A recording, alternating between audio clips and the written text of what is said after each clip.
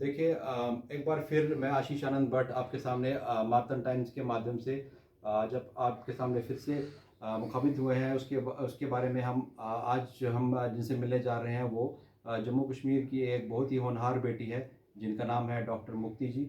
मुक्ति जी, आपका स्वागत है हमारे शो में। मन की बात इनसाइड टॉक्स में आपका स्वागत है और हम इनसे बात करेंगे और हम जानना चाहेंगे कि इनकी लाइफ के बारे में और इनकी लाइफ के अचीवमेंट्स के बारे में।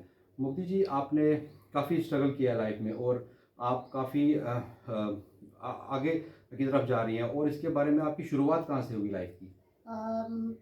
बचपन में जब हम लोग कठुआ में पढ़ते थे तो घर के हालात कुछ ऐसे थे। कहते हैं ना, जब इंसान कुछ सोना वो कुंदन तभी बनता है जब उसको बड़ी सारी किसी भट्टी में जलता है। तो उस भट्टी में जलने के बावजूद तो काफ़ी स्ट्रगल और संघर्ष जो था मेरी ज़िंदगी में चल रहा था।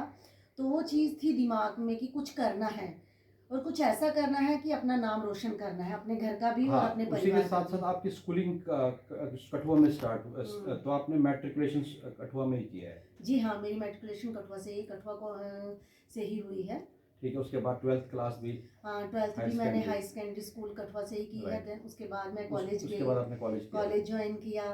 तो कॉलेज में मैं एनसीसी में थी और सी सर्टिफिकेट होल्डर थी और प्रेसिडेंट थी कॉलेज की। तो वैसा ही माहौल था एकदम से। तो आप शुरुआत से ही काफ़ी वो पॉलिटिक्स जो पॉलिटिक्स जो थी शुरू से ही, राजनीति शुरू से ही खून में थी।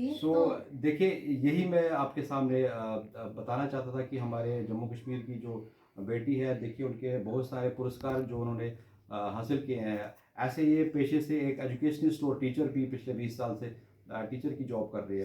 तो आपकी लाइफ के टीचिंग एक्सपीरियंस के बारे में हम बात करेंगे। तो कैसा आपने अपनी लाइफ स्पेंड की है एज ए एक्सपीरियंस में? टीचिंग शिक्षा जो है, मुझे पढ़ना अच्छा लगता है और बच्चों को पढ़ाना बड़ा अच्छा लगता है। मैं चाहती हूँ कि ज्ञान जो है वो मुफ्त में बांटा जाए। तो हालांकि मैं मुफ्त में नहीं बांट रही हूँ, गवर्नमेंट नौकरी कर रही हूँ तो उसका पे ले ही रही हूँ। फिर भी मेरी कोशिश रहती है कि अगर मैं किसी अनाथ आश्रम में पढ़ाती हूँ, किन्हीं बच्चों को अगर पढ़ाती हूँ किसी इंस्टीट्यूट में, हाँ जी किसी इंस्टीट्यूट में भी अगर मैं पढ़ाती हूँ तो मैं उनसे पैसे नहीं लेती हूँ। और जैसा कि आप जानते हैं, कश्मीर में जब बुरहान वानी के टाइम पे काफ़ी ज़्यादा कश्मीर बंद रहा। हाँ जी तो बच्चे, कोविड के टाइम भी बच्चे स्कूल नहीं जा पाते थे। उन दिनों में क्या करती थी, मस्जिद में बच्चों को पढ़ाया जाता था। तो मैं वहाँ पे जाती थी, मस्जिद में बच्चों को पढ़ाती थी। मैं चाहती थी कि बच्चों को जो शिक्षा है वो मिलनी चाहिए। शिक्षा एक ऐसा दीपक है जिसके तले इंसान जो है इतनी रोशनी ग्रहण कर सकता है, वो कहाँ से कहाँ पहुँच सकता है। आपके उत्साहित रहती हैं कि अपनी कोई सोशल वर्क भी करे ताकि आप इसमें आपको खुशी मिले। और मैं तभी कश्मीर में अभी हिंदी के लिए भी काफ़ी काम कर रही हूँ पिछले 15 साल से। मैं चाहती हूँ कि हिंदी को जो है, राष्ट्रभाषा हिंदी है हमारी, उसको उसका सही मुकाम मिलना चाहिए। तो क्योंकि कश्मीर में तो गवर्नमेंट कॉलेज स्कूल्स में तो बिल्कुल हिंदी है ही नहीं है, जैसा आप जानते ही हैं। हाँ, प्राइवेट स्कूल्स में है, पढ़ाई जाती है, वो भी नामात्र के बराबर। एक टॉपिक मैं छेड़ना चाहूँगा, आपने हिंदी में पीएचडी किया है, उसके बारे में आप थोड़ा सा दर्शकों को बताइए। हिंदी में जब मैं पीएचडी कर रही थी तो तब मेरी शादी हुई थी, तब मैंने एमए ही किया हुआ था। तो काफ़ी सारी परेशानियों का उन दिनों सामना करना पड़ा। हाँ जी, बच्चे भी छोटे थे और वो बच्चों को उनका जो सही प्यार है जो माँ दे पाती है वो नहीं मिल पाया। तो हमारी टीचर, हमारे यहाँ पे असिस्टेंट प्रोफेसर थी तो परविंदर मैम, वो हमेशा कहती थी आपका प्रोडक्ट अच्छा होना चाहिए। जम्मू की बात कर रहे हैं आप? हाँ, जम्मू की। तो वो कहती थी प्रोडक्ट अच्छा होना चाहिए। प्रोडक्ट से उनका तात्पर्य था कि आप इतनी मेहनत करके अगर अपने आप को किसी मुकाम पे पहुंचा रहे हैं तो आपके जो बच्चे हैं उनको भी समय मिलना चाहिए। तो फिर तो हिंदी में आपने पीएचडी की, तो आपकी थीसिस क्या थी हिंदी में? मेरा तो महिला उपन्यास में युगीन चेतना। हाँ जी, महिलाओं में आप काफी काम कर रहे हैं। क्योंकि मैं खुद एक महिला हूँ तो महिलाओं के जो दुख हैं, उनकी तकलीफें हैं, मैं चाहती हूँ वो समाज के सामने आए। ये कुछ पुरस्कार है सामने, इनके बारे में थोड़ा आप बताइए कि आपको कौन कौन सा पुरस्कार मिला? हाँ जी, ये मिला था मुझे, अभी संगोष्ठी में मिला था। आगरा से मिला है। ये काफ़ी सारे पुरस्कार जो अभी मुझे यूनाइटेड नेशन की तरफ से मिला है। ये दिल्ली में मिला था। तो बड़े सारे पुरस्कार हैं जो अभी आधे तो यहाँ पे तो थोड़े से ही हैं, बाकी बहुत सारे जो हैं वो कश्मीर में भी पड़े हुए हैं। ये मुझे आदिवासियों पे जब मैंने संगोष्ठी थी उस पे मिला था, बनारस हिंदू यूनिवर्सिटी की तरफ से। तो काफ़ी सारे पुरस्कार तो चलो माता रानी की कृपा से और बड़ों के आशीर्वाद से मिल ही रहे हैं। Right ma'am. तो मैम जैसे कि आपने पीएचडी के बाद आपको वो गवर्नर अवार्ड भी मिला था, तो उसके बारे में आप थोड़ा। हाँ, पीएचडी में जब गवर्नर साहब ने अवार्ड दिया तो गवर्नर साहब जब जैसे ही मैं स्टेज पे गई तो बड़े खुश हुए और पूछने लगे, हाँ आप कश्मीर से हैं, वहाँ से की है हिंदी। तो मुझे भी लग रहा था कि गवर्नर साहब कितनी बातें कर रहे हैं, तो मैंने फ़ोटो खिंचवा ली। उस टाइम फ़ोटो खिंचवाने का होता है ना, तो वो पर उनका अपना इंटरेस्ट था कश्मीर के बारे में, वो पूछना चाहते थे।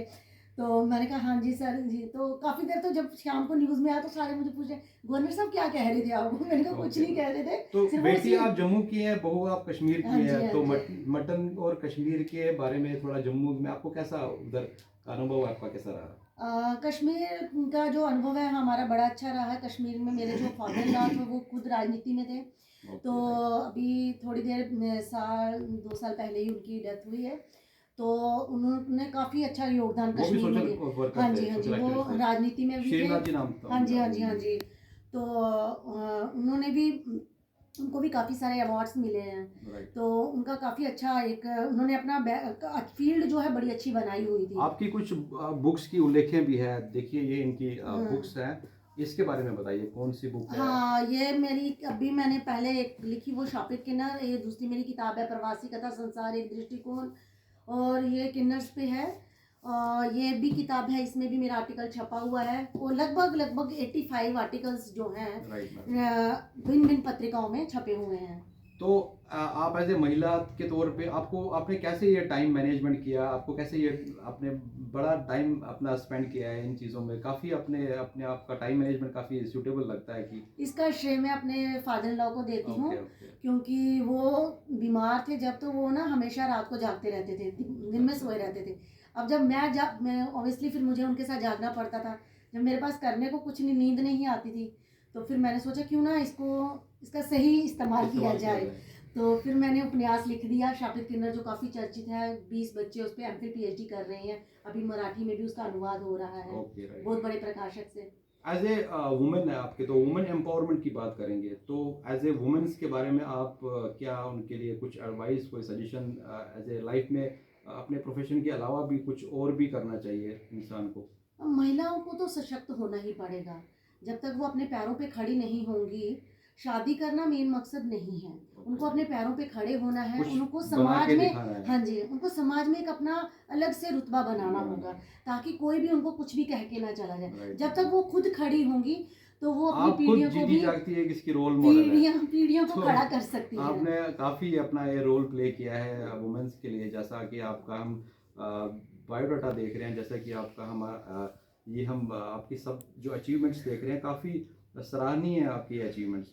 तो इसके साथ साथ हम आगे भी बात करेंगे। आज हमने मार्तन टाइम्स के माध्यम से मन की बात में और इनसाइड टॉक्स के शो में जो हमने बात की, तो हम फिर मिलेंगे। नमस्कार, थैंक यू। धन्यवाद।